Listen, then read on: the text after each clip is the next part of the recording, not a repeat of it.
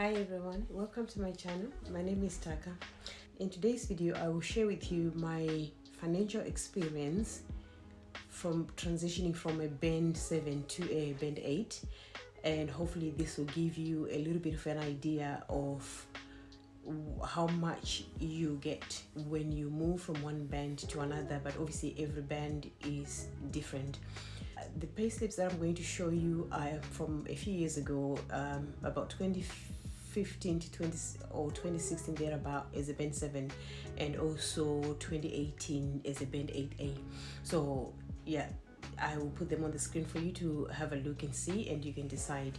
So first things first, let's just talk about why career progression. There is many reasons why people progress in their career or why they want to progress, but having said that, when we decide to progress in our career, we have to look at the reasons why. We also need to look at all aspects why we are motivated to be applying for this higher band.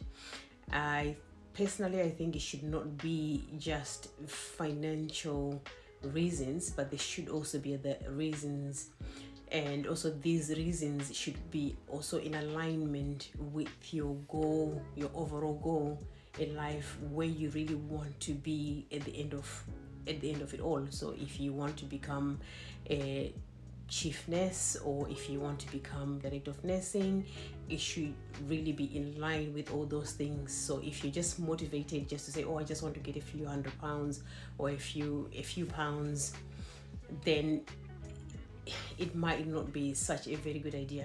So I'll put up the pay slips there so you can see the differences between the band 7 and also between the band 8.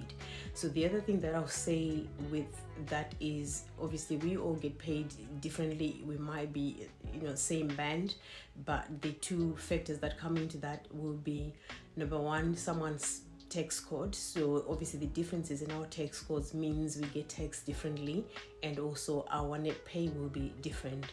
The other difference that comes with the pay as well is how many years we have been in that post. So if you've been a band 7 for many years, then that means you will already have gone below the next level, which is a band 8A. So you will not see a big difference in your money.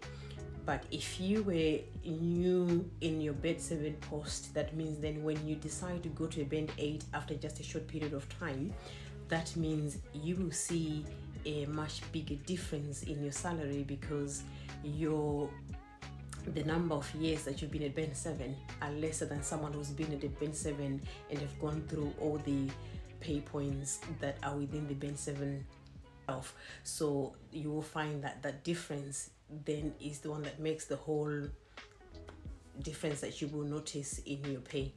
We all have different reasons for going up to the next level, so you just need to make sure that you realize that obviously there will be more challenges because it's a higher band, and there will be more benefits as well that come with that.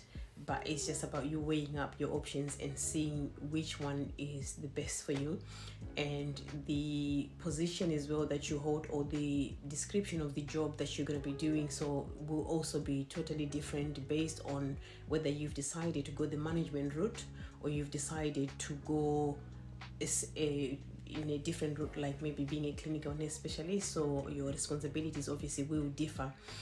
The other thing as well is, when you go to a band 7, that people need to realize is, if you're transitioning from a band 6 to a band 7, when you work in most trust or most organizations in management, band 7 usually it's Monday to Friday, and band 8 as well is the same. It is also usually Monday to Friday, but you will find that there is some organizations that you have the opportunity to be on call. So that means that is a bit extra money for you if you do on call. But if you do not do on call, then your money will be less because you don't have unsocial hours.